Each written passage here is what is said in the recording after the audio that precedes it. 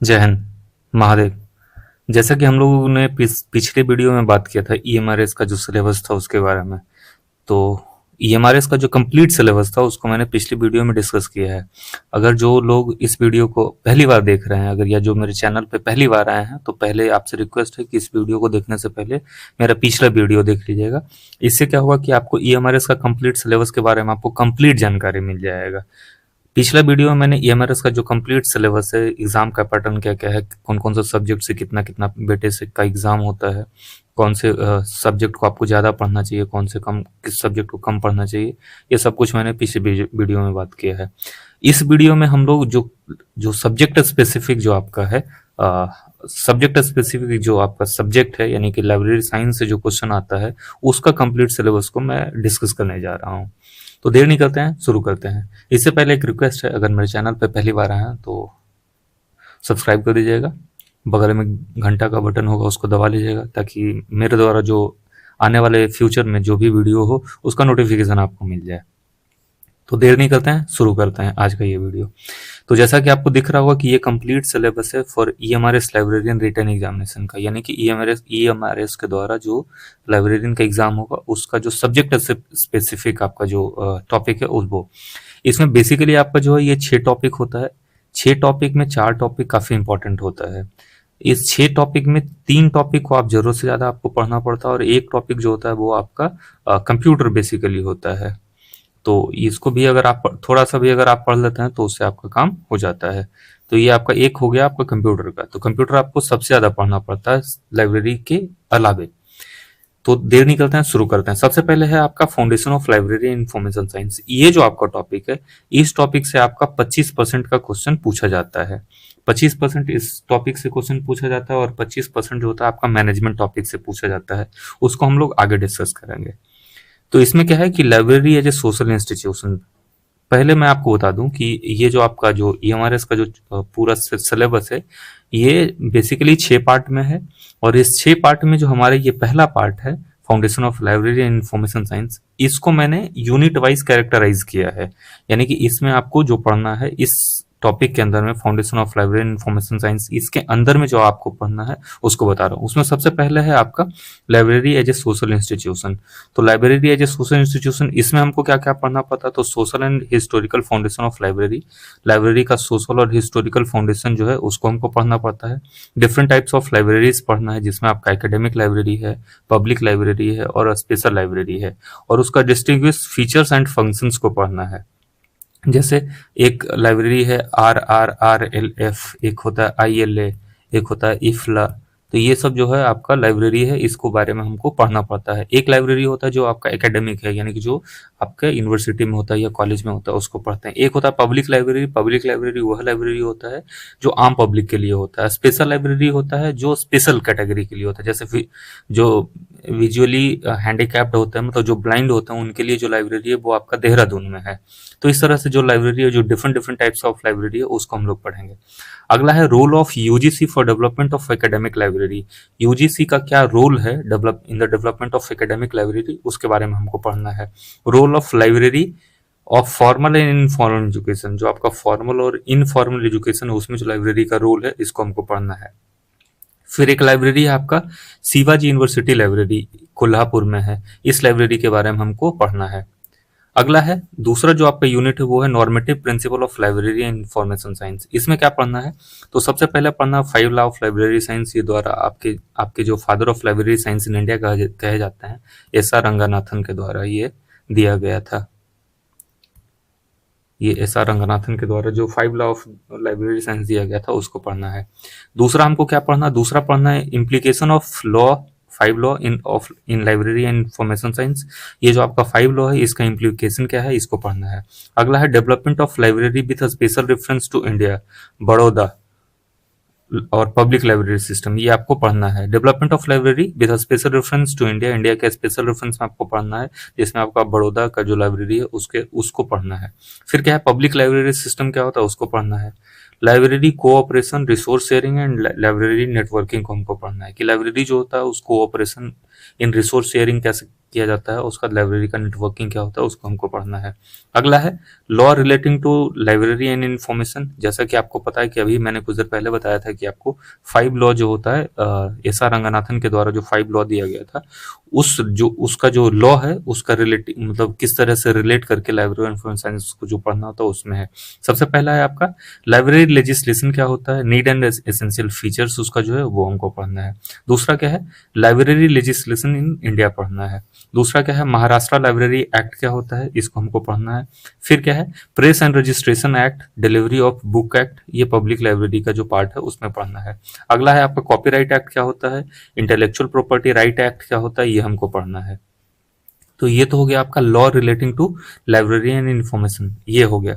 अगला जो हमारा जो यूनिट 4 है इसमें क्या पढ़ना है, तो लाइब्रेरी एंड इन्फॉर्मेशन प्रोफेशन ये पढ़ना है। इसमें क्या क्या पढ़ना है, तो एट्रीब्यूशन ऑफ प्रोफेशन पढ़ना है, लाइब्रेरियनशिप एज ए प्रोफेशन पढ़ना है, प्रोफेशनल एथिक्स। ये बेसिकली आपका क्या होता है, ये आपका जब इंटरव्यू होता है, इंटरव्यू में ये टॉपिक काफी इंपॉर्टेंट होता है। तो ये आपको पढ़ना है, लाइब्रेरी इन्फॉर्मेशन प्रोफेशन जो है इसको हमको पढ़ना है। अगला है professional association and their role. Professional association क्या होता है और उसका रोल क्या है, ये हमको पढ़ना है। National and international library association पढ़ना है, जिसमें आपका एफआईडी पढ़ना है, इफ्ला पढ़ना है, एलए पढ़ना है, आईएलए पढ़ना है, एएलए पढ़ना है और आईएसएलआईसी पढ़ना है, इसलिए जिसको हम लोग कहते हैं कॉमन लैंग्वेज में। अगला क्या है प्रोफेशनल एजुकेशन एंड रिसर्च जो होता है लाइब्रेरी में, उसके बारे में हमको थोड़ा थोड़ा जानकारी लेना है। अगला क्या है promoter of library information services के बारे में हमको पढ़ना है। इसमें क्या क्या पढ़ना है, तो नेशनल लेवल पे जो प्रमोटर्स हैं उसके बारे में पढ़ना है। तो नेशनल लेवल पे प्रमोटर कौन है, तो RRLF राजा राम मोहन राय लाइब्रेरी फाउंडेशन, ये आपका इंडिया में है और इसका हेड क्वार्टर जो है आपका कोलकाता में है, कोलकाता वेस्ट बंगाल में है। अगला क्या है इंटरनेशनल लेवल पे जो प्रमोटर हैं उनको पढ़ना है, उसमें आपका यूनेस्को जो होता है ये इंटरनेशनल लेवल पे जो प्रमोटर हैं वो हमको पढ़ना है। जो छठा यूनिट है इसमें हमको पढ़ना है public relation and extension activities. इसमें क्या पढ़ना है, तो सबसे पहले उसका डेफिनेशन क्या होता है, यानी पब्लिक रिलेशन एक्सटेंशन एक्टिविटीज जो है उसका डेफिनेशन पढ़ना है। उसके बाद फैसेट एंड प्रोग्राम्स जो है इसके द्वारा जो चलाया जा रहा है उसको पढ़ना है। Publicity extension and outreach activity को हमको पढ़ना है। लाइब्रेरी पाथ फाइंडर, यह जो गाइड्स होता है उसके बारे में हमको पढ़ना है। Factor affecting library development, literacy, publishing and book trade, कौन कौन सा फैक्टर है जो अफेक्ट करता है लाइब्रेरी के डेवलपमेंट में, उसका जो लाइब्रेरी से रिलेटेड जो आपका लिटरेसी होता है उसके बारे में, जो आप किताब पब्लिश करते हैं उसमें आपका क्या क्या प्रॉब्लम आता है, और बुक ट्रेड जो होता है उसमें क्या क्या जो प्रॉब्लम और जो मतलब बेनिफिट्स और ड्रॉबैक्स है उसको हमको पढ़ना है। तो ये तो हो गया आपका पार्ट 1 का कंप्लीट जो हमको पढ़ना है हर टॉपिक को। इस टॉपिक को हमको अच्छे से पढ़ना है, क्योंकि इससे जो आपका जो लाइब्रेरी साइंस का जो एग्जाम होता है, चाहे कोई भी एग्जाम हो, चाहे आपका केवीएस का हो या आपका एनवीएस का हो या फिर आपका ईएमआरएस का हो या फिर DSSB का जो एग्जाम होता है उसमें, या अभी कुछ दिन पहले इसरो का पेपर हुआ था उसमें, या फिर बिहार में जो लाइब्रेरियन की वैकेंसी आने वाली है उसके लिए भी ये काफी इंपॉर्टेंट टॉपिक होता है। ये टॉपिक आपका 25% वेटेज को कैरी करता है, तो इस टॉपिक को हमको अच्छे से पढ़ना है। इसीलिए मैंने हर टॉपिक को मतलब इस टॉपिक में जितना जितना जो सब टॉपिक्स है और सब टॉपिक के अंदर में जो टॉपिक है सबको एलेबरेट किया है। जितना ये टॉपिक आपको लिखाया गया, हर को अगर एक एक लेक्चर, अगर 10-10-15 मिनट का एक लेक्चर बनाया जाए तो आप इमेजिन कर लीजिए कितना लेक्चर होगा। लेकिन इससे क्या होगा कि आपका 25% वेटेज जो होता है सारा का सारा इसी में हो जाता है। तो अगर आप यहाँ तक मेरा वीडियो देख रहे हैं तो आपसे एक रिक्वेस्ट है कि चैनल को सब्सक्राइब कर दीजिएगा। आगे आने वाले समय में और भी आपको इन्फॉर्मेटिव वीडियो जो है आपको मिलता रहेगा। देर नहीं करते हैं, आगे बढ़ते हैं। अगला हमारा जो टॉपिक है वो है पार्ट 2। इसमें क्या है knowledge organisation, information processing and retrievals. इसमें ये जो आपका टॉपिक है, ये टॉपिक आपका 15% वेटेज को कैरी करता है, यानी कि इस टॉपिक से आपका 15% क्वेश्चन पूछा जाता है। क्या क्या होता है इसको जरा जान लें। पहला इस टॉपिक का यूनिट फर्स्ट जो है आपका universe of knowledge. Universe of knowledge क्या होता है उसके बारे में हमको पढ़ना है। सबसे पहले क्या है स्ट्रक्चर एंड एट्रीब्यूट्स क्या होता है उसको पढ़ना है। Mode of formation of subject पढ़ना है। डिफरेंट टाइप्स ऑफ जो आपका सब्जेक्ट होता है उसको पढ़ना है। Universe of subject as a mapped in different scheme of classification, ये जो आपका क्लासिफिकेशन है ये उस पर डिपेंड होता है। और ये जो आपका नॉलेज ऑर्गेनाइजेशन है ये सारा का सारा प्रैक्टिकल बेस्ड होता है, ये आपका प्रैक्टिकल बेस्ड होता है। तो इसमें इसी में आपको सीसी पढ़ना है, या फिर सीसी जो होता है कोलन क्लासिफिकेशन, या डीडीसी जो है आपको पढ़ना है, ये इसी में पढ़ना पड़ता है। अगला क्या है, बाइब्लियोग्राफिक डिस्क्रिप्शन। बाइब्लियोग्राफिक डिस्क्रिप्शन के अंदर में आपको क्या क्या पढ़ना है, तो कैटलॉग पर्पस जो है वो पढ़ना है। Structure and types, physical forms including OPAC filing rules जो होता है इसको हमको पढ़ना है। Normative principle of cataloguing, cataloguing क्या होता है और उस कैटलॉगिंग में नॉर्मेटिव प्रिंसिपल क्या होता है, ये हमको पढ़ना है। Overview of principle and practical overview of principle and practice in document description, ये हमको पढ़ना है। अगला क्या है, current trend in standardisation, description and exchange को पढ़ना है। स्टैंडर्ड कोड ऑफ कैटलॉगिंग जो है वो क्या होता है वो हमको पढ़ना है। डीडीसी में आपका बेसिकली आपका 19th जो आपका जो शेड्यूल है इसको हमको पढ़ना है। तो ये तो हुआ इसका। तीसरा जो आपका इसमें है ये क्या है, मेथड ऑफ नॉलेज ऑर्गेनाइजेशन। ये क्या है, इसमें आपको पढ़ना है general theory of library classification. तो लाइब्रेरी क्लासिफिकेशन का जो जनरल थियोरी है उसको पढ़ना है। उसमें भी किसको पढ़ना है, तो normative principle of classification and their application. Normative principle को हमको पढ़ना है। स्पीसीज ऑफ लाइब्रेरी क्लासिफिकेशन इसको पढ़ना है। Standard scheme of classification and their features, अभी मैंने आपको बताया था कि आपको सीसी पढ़ना है, डीडीसी पढ़ना है और यूडीसी पढ़ना है। आगे हमको पढ़ना है कि नोटेशन क्या होता है, इसको पढ़ना है। नोटेशन का जरूरत क्यों पड़ा, उसका फंक्शन क्या है और उसका कैरेक्टरिस्टिक क्या है, ये हमको पढ़ना है। Design and development of scheme of library classification. Design और डेवलपमेंट ऑफ स्कीम जो है, ये लाइब्रेरी क्लासिफिकेशन जो होता है उसका डिजाइन क्या होता है और उसका डेवलपमेंट ऑफ स्कीम जो है उसके बारे में हमको पढ़ना है। अगला है आपका स्टैंडर्ड सब डिविजन इंडेक्स को पढ़ना है। और लाइब्रेरी क्लासिफिकेशन में जो ट्रेंड है आज के डेट में इसको हमको पढ़ना है। अगला टॉपिक है सब्जेक्ट क्लासिफिकेशन। तो सब्जेक्ट क्लासिफिकेशन क्या होता है और उसका जो प्रिंसिपल है वो हमको पढ़ना है। सब्जेक्ट हेडिंग लिस्ट और उसका जो फीचर्स है उसके बारे में हमको पढ़ना है। तो ये तो हो गया आपका यूनिट 2 कह सकते हैं, या फिर आप चैप्टर 2 कह सकते हैं, या फिर पार्ट 2 कह सकते हैं, जो भी आप कह लें, ये उसका था कंप्लीट डिटेल्स। अब ये जो आपका पार्ट 3 है ये आपका होता है, ये बेसिकली आपका कंप्यूटर है। ये कंप्यूटर है और आपको पता है कि फर्स्ट पेपर जो होता है आपका, या फिर आप जिसको जीएस पेपर कह रहे हैं, उसमें भी कंप्यूटर का एक होता है, कंप्यूटर एज ए सब्जेक्ट है आपको। तो टोटल मिला करके अगर इस पेपर में और इस पेपर को मिला के अगर बात किया जाए तो 15% क्वेश्चन इस पेपर में यहाँ से आता है और 15% के ही बराबर क्वेश्चन लगभग आपका फर्स्ट पेपर में आता है। तो अगर बोला जाए तो 30% कैरी ये करता है। तो अगर हम कंप्यूटर को एक सब्जेक्ट ना मान करके एक चैप्टर माने तो आपको ये समझ में आएगा कि कंप्यूटर जो है वो आपका 30% वेटेज को कैरी करता है। तो कंप्यूटर को हमको ज्यादा अच्छे से पढ़ना पड़ेगा। तो कंप्यूटर में हमको क्या क्या पढ़ना है, तो कंप्यूटर में हमको बेसिक कंप्यूटर्स के बारे में, बेसिक कंप्यूटर का जो बेसिक नॉलेज होता है उतना ही हमको रखना है। तो देर नहीं करते हैं, कंप्यूटर का जो सिलेबस है उसको डिफाइन करते हैं। पहला जो है आपका इंफॉर्मेशन टेक्नोलॉजी क्या होता है इसको पढ़ना है। Definition, need, scope and objectives वो हमको पढ़ना है। मतलब इसका मतलब क्या हो कि डेफिनेशन आपको पढ़ना है, इंफॉर्मेशन टेक्नोलॉजी का जरूरत क्या है, उसका स्कोप क्या है और ऑब्जेक्टिव्स क्या है, इसको हमको पढ़ना है। कंप्यूटर बेसिक जो यहाँ पे क्या है, हार्डवेयर को पढ़ना है। सबसे पहले क्या, इंट्रोडक्शन ऑफ कंप्यूटर वो हमको पढ़ना है। कंप्यूटर का जो जनरेशन है उसको हमको पढ़ना है। Overview of historical development of computer, जो कंप्यूटर का जो जनरेशन है, फर्स्ट जनरेशन, सेकंड जनरेशन, इस टाइप का।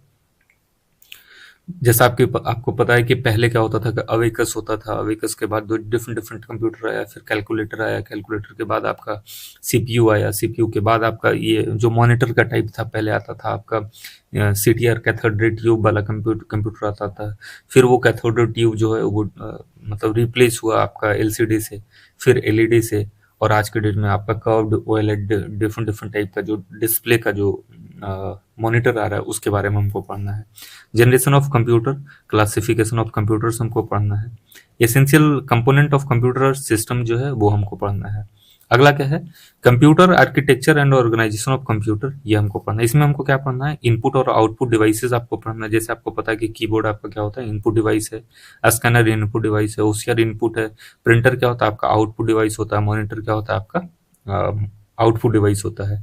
तो ये तो आपका इनपुट और आउटपुट डिवाइस को पढ़ना है। अगला क्या है आपका जो यूनिट 4 है, इसमें हमको सॉफ्टवेयर के बारे में पढ़ना है। तो सॉफ्टवेयर के बारे में हमको क्या क्या पढ़ना है, तो सॉफ्टवेयर में पढ़ना ऑपरेटिंग सिस्टम क्या होता है, सिंगल और मल्टी यूजर सिस्टम जो होता है उसको पढ़ना है। Basic features of MS DOS हमको पढ़ना है, एमएस विंडो पढ़ना है, लिनक्स पढ़ना है, यूनिक्स को पढ़ना है और विंडोज एनटी को पढ़ना है। फिर आपको थोड़ा सा प्रोग्रामिंग लैंग्वेज के बारे में जानकारी रखना होगी, प्रोग्रामिंग लैंग्वेज क्या होता है, उसका कंसेप्ट और टूल्स जो है वो आपको पढ़ना है। ऐसा नहीं कि आपको प्रोग्रामिंग लैंग्वेज सी और सी प्लस प्लस जावा इस टाइप का जो है उसका डिटेल नहीं, वो सब हमको नहीं पढ़ना है। एल्गोरिदम क्या होता है और फ्लो चार्टिंग क्या होता है, इसको हमको पढ़ना है।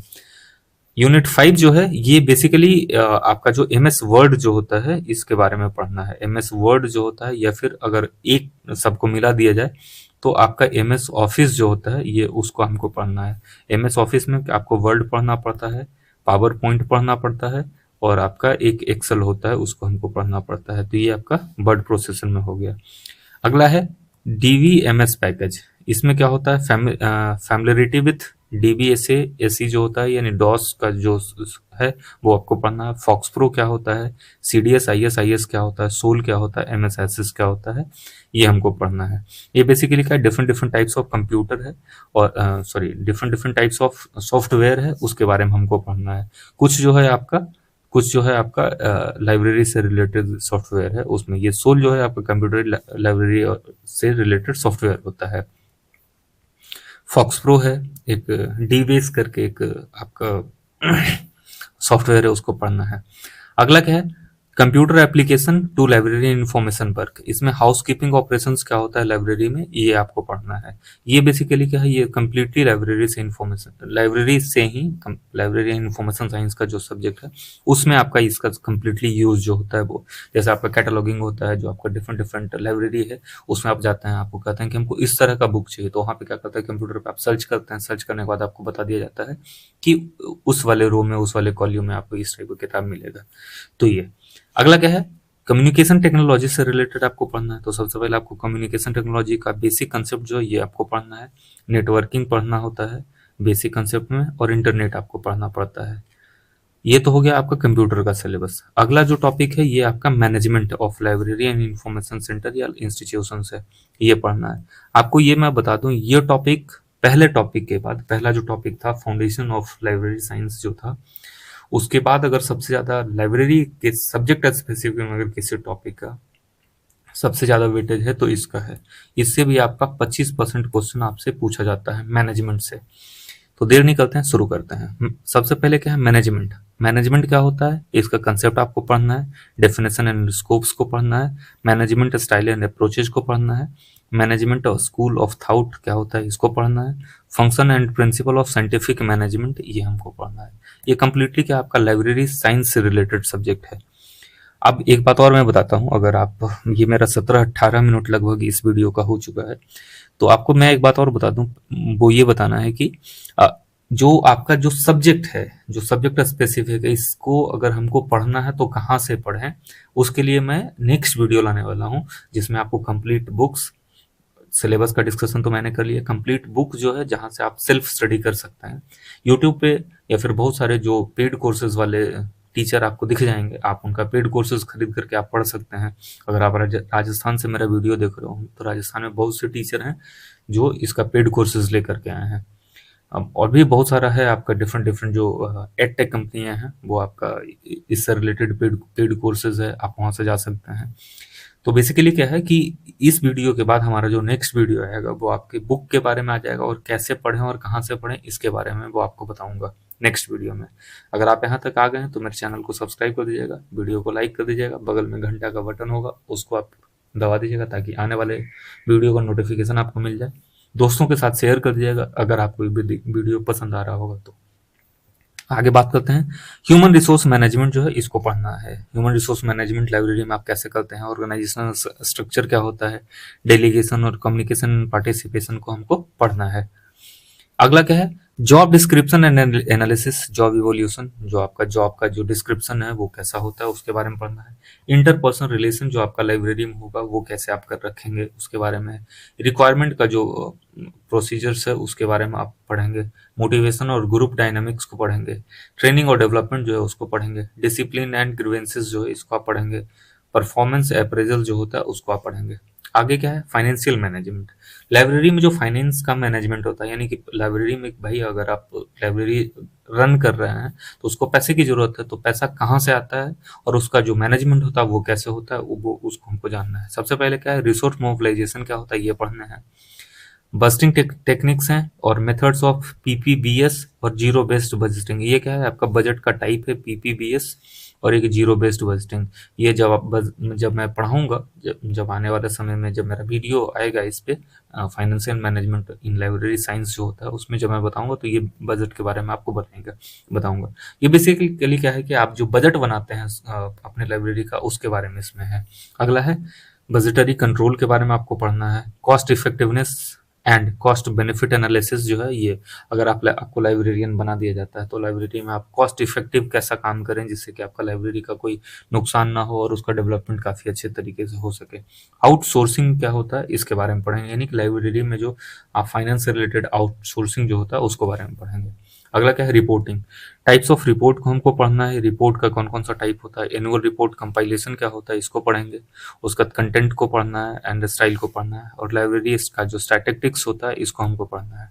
आगे क्या है, सिस्टम एनालिसिस एंड डिजाइन को पढ़ना है। इसमें क्या होता है, लाइब्रेरी एज ए सिस्टम हमको पढ़ना है, प्रोजेक्ट मैनेजमेंट को पढ़ना है, और उसका डिसीजन टेबल्स जो होता है ये पढ़ना है, परफॉर्मेंस इवैल्यूएशन एंड स्टैंडर्ड यानी कि एमआईएस जो होता है उसको पढ़ना है, परफॉर्मेंस मेजर्स को पढ़ना है, री engineering and time motion study जो होता है उसको पढ़ना है, सॉर्ट को पढ़ना है। सॉर्ट क्या होता है, स्ट्रेंथ वीकनेस अपॉर्चुनिटीज थ्रेट जो होता है इसको हमको पढ़ना है। डीएफडी क्या होता है, डाटा फ्लो डायग्राम जो होता है इसको हमको पढ़ना है। अगला क्या है, ये TQM, total quality management. TQM काफी इंपॉर्टेंट टॉपिक होता है, इससे आपका 5 नंबर का क्वेश्चन हमेशा हर की एग्जाम में पूछा जाता है। इसका डेफिनेशन, इसके बारे में जो हम पढ़ेंगे, इसका डेफिनेशन क्या होता है टोटल क्वालिटी मैनेजमेंट का, फिर इसका कंसेप्ट क्या है, एलिमेंट्स क्या है, क्वालिटी ऑडिट क्या होता है, एलआईएस रिलेटेड जो स्टैंडर्ड है आपका टीक्यूएम में उसको हमको पढ़ना है, टेक्नोलॉजी का जो मैनेजमेंट होता है उसको पढ़ना है। अगला है आपका लाइब्रेरी हाउस कीपिंग का जो ऑपरेशंस होता है उसके बारे में पढ़ेंगे। कहने का मतलब, अगर आपको लाइब्रेरी बना दिया जाता है तो वहाँ पे अगर कोई लोग अगर आते हैं आपके पास तो आप उनके साथ कैसा रिलेशन रखते हैं और किस तरीके से आप उनके साथ डील करते हैं, ये उसके बारे में है। अगला है different sections of library and information centre and their function. पहला क्या है कि डिफरेंट सेक्शंस जो ऑफ लाइब्रेरी का होता है, जैसे लाइब्रेरी में अगर आप घुसते हैं तो आपको एक पहला दिखता है, फिर आपका लाइब्रेरियन का चैम्बर दिखता है, किताब का डिफरेंट डिफरेंट सोर्सेज दिखता है, उसमें भी आपका जो मंथली मैगजीन होता है उसका एक अलग सेक्शन होता है, पेपर का एक अलग सेक्शन होता है, डेली न्यूज पेपर का सेक्शन अलग होता है, कैटलॉगिंग का अलग सेक्शन होता है, different different types of cataloguing जो है वो अलग होता है। अगर आपका हाइब्रिड लाइब्रेरी है तो वहाँ पे डिजिटल लाइब्रेरी भी दिखेगा और आपका जो फिजिकल जो बुक्स होता है वो भी आपको दिखेगा, उसके बारे में आपको पढ़ना, डिफरेंट सेक्शंस ऑफ लाइब्रेरी। अगला है collection development and management policies procedures जो होता है इसके बारे में पढ़ना है। बुक ऑर्डरिंग का जो एक्विजिशन है वो कैसे, अगर आपके पास कोई आता है, अगर आप वो आपकी लाइब्रेरी का मेंबर है तो आप बुक अगर आप उसको ऑर्डर करते हैं तो कैसे करेंगे, उसका टेक्निकल प्रोसेसिंग जो है उसको आप कैसे करेंगे इसके बारे में है। सीरीज कंट्रोल क्या होता है, सर्कुलेशन कंट्रोल क्या होता है और उसका मेंटेनेंस कैसे होता है ये पढ़ना है। स्टॉक का वेरिफिकेशन करना है, मतलब आपके यहाँ जो किताब है उसका स्टॉक कैसा है, वो उसके पॉलिसी और प्रोसीजर्स जो है उसके बारे में पढ़ना है। इवोल्यूशन एंड बीडिंग, अगर आपका कोई किताब फालतू का किताब है तो उसको आप कैसे छाटेंगे, कोई कट फट गया तो उसका किताब का जो छांटने का प्रोसेस जो होता है वो है इसमें पढ़ना है। आर्चिविंग, कंजर्वेशन एंड प्रिजर्वेशन, जो अगर आपका कोई किताब फट गया है, काफी इंपॉर्टेंट है, तो उसका कंजर्वेशन कैसे करेंगे, प्रिजर्वेशन कैसे करेंगे, या फिर उसको हटा करके दूसरी जगह कैसे आर्चिव करेंगे, इसके बारे में आपको पढ़ना है। Restoration including print, non print and electronic materials जो होता है उसके बारे में हमको पढ़ना है। आगे हम अगला जो टॉपिक है वो आपका है प्लानिंग। प्लानिंग में क्या होता है कि प्लानिंग क्या होता है, उसका definition, need and purpose, types और उसका टाइप्स जो होता है वो प्लानिंग का जो टाइप है। अगला क्या है, policies, procedure and MBO. MBO आपको इसके पहले टॉपिक में भी आपको पढ़ना था। अगला क्या है, building and space management in library and information centres. Building आपका कैसा होना चाहिए, उसका जो स्पेस का आप किस तरीके से यूटिलाइज करते हैं इसके बारे में है। अगला क्या है, लाइब्रेरी का बिल्डिंग कैसा होना चाहिए, उसका इंटीरियर और एक्सटीरियर कैसा होना चाहिए, ताकि वहाँ पे जाकर के अगर आप लाइब्रेरी खोले हैं, मतलब खोले नहीं, अगर आप किसी लाइब्रेरी में काम कर रहे हैं तो उसका इंटीरियर और एक्सटीरियर कैसा होना चाहिए ताकि पाठक को आप अट्रैक्ट कर सके। उसका फर्नीचर कैसा होना चाहिए, इक्विपमेंट कैसा होना चाहिए, उसका स्टैंडर्ड और टाइप्स जो है उसके बारे में है। अगला जो टॉपिक है वो है आपका है रिस्क मैनेजमेंट, और उसका कंटीजेंसी जो है, कंटीजेंट एक तो हो गया आपका रिस्क मैनेजमेंट, दूसरा आपका कंटीजेंसी मैनेजमेंट।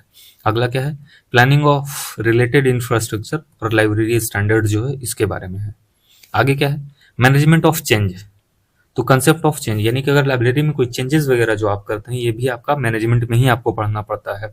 तो इसमें सबसे पहले क्या है कि कंसेप्ट ऑफ चेंज क्या होता है इसको पढ़ना है, चेंजेस इन प्रोसीजर्स जो है इसको पढ़ना है, मेथड्स क्या होता है वो पढ़ना है, टूल एंड टेक्निक्स को पढ़ना है, problems of in cooperating changes जो होता है वो पढ़ना है,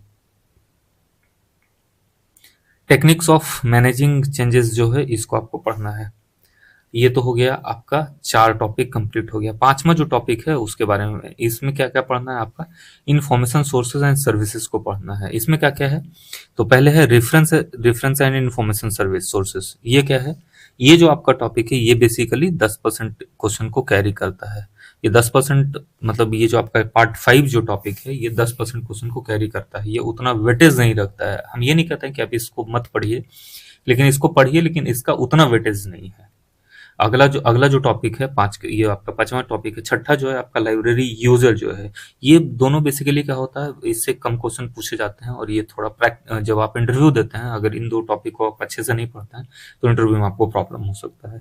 चूंकि ईएमआरएस का जो सिलेबस, अभी मैंने ईएमआरएस के बारे में बात कर रहा था, तो ईएमआरएस में आपको पता है कि ईएमआरएस में टोटल आपका जो ईएमआरएस में आपका इंटरव्यू नहीं होता है, सिर्फ और सिर्फ एक एग्जाम होता है। तो ईएमआरएस के लिए तो इम्पोर्टेंट नहीं है, लेकिन अगर आप केवीएस वगैरह की तरफ जाते हैं तो उसमें आपको ये काफ़ी इंपॉर्टेंट हो जाता है। तो इसमें आपका क्या है, डॉक्यूमेंट्री सोर्सेज ऑफ इंफॉर्मेशन और प्रिंट और non print including electronics, special features, scope and types, ये सारा आपको पढ़ना है। अगला क्या है, नेचर को पढ़ना है, कैरेक्टरिस्टिक पढ़ना है, utility and evolution of different types of information sources जो है इसको आपको पढ़ना है। फिजिकल फॉर्मेट्स पढ़ना है, अथॉरिटी, कंटेंट एंड यूटिलिटी को पढ़ना है। नॉन डॉक्यूमेंट्री इंफॉर्मेशन सोर्सेज जो है इसको पढ़ना है।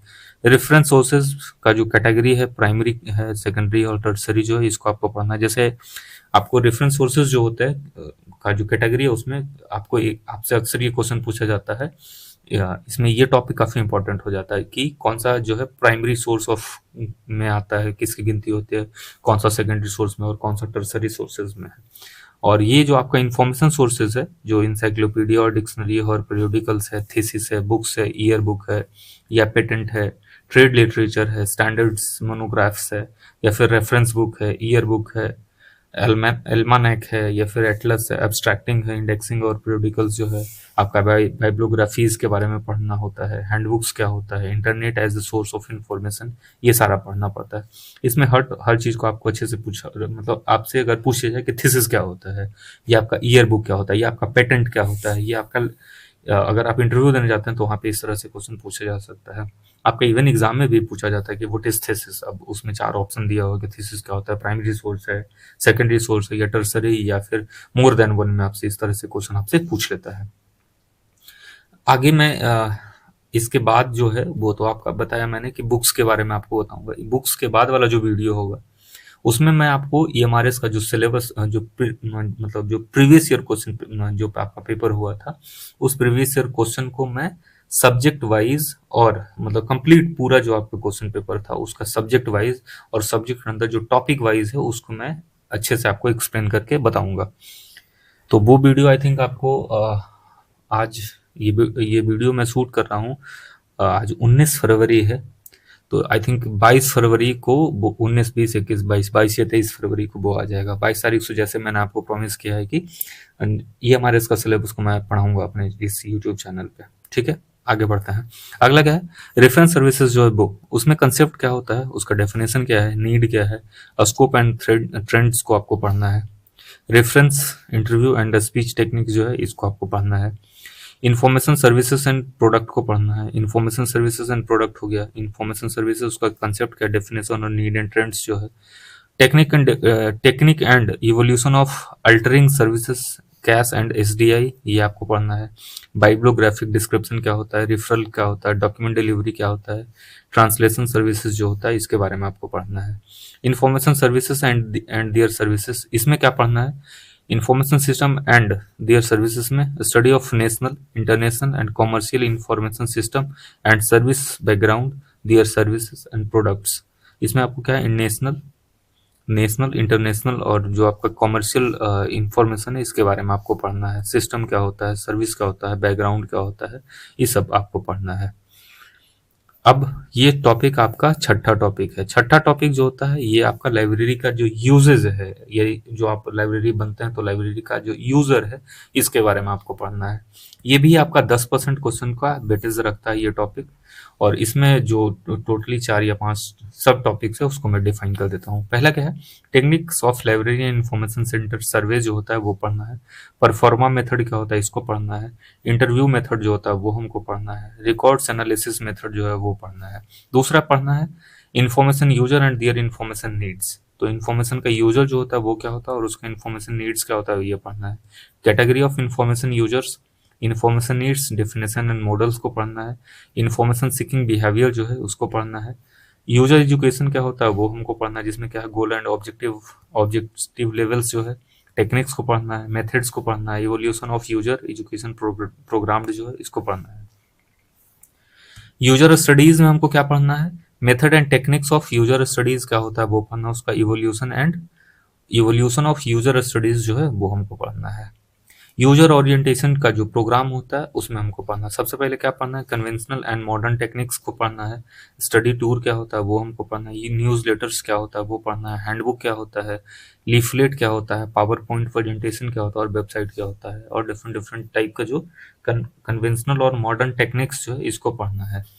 जैसा आपको पता है कि न्यूज लेटर, आपको पता है कि जो आपका न्यूज लेटर होता है, हैंडबुक जो आप हैंडबुक होता है, लीफलेट जो है, लीफलेट्स जो होता है ये बेसिकली आपका पांडुलिपि जिसको आप हिंदी में कहते हैं।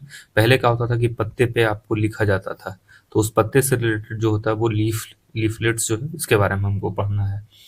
तो ये आपका ईएमआरएस का कंप्लीट सिलेबस था। आज का वीडियो में इतना ही रखते हैं, कारण कि वीडियो मेरा काफ़ी लंबा हो जाता है अक्सर। ये भी वीडियो लगभग 32 से 34 मिनट का हो रहा है, तो देर नहीं करते हैं, ख़त्म करते हैं आज का वीडियो। तो एक रिक्वेस्ट है, चैनल को सब्सक्राइब कर दीजिएगा, घंटा बटन जो है आप उसको दबा दीजिएगा ताकि आने वाली वीडियो का नोटिफिकेशन आपको मिल जाए। ठीक है, थैंक यू, महादेव, जय हिंद।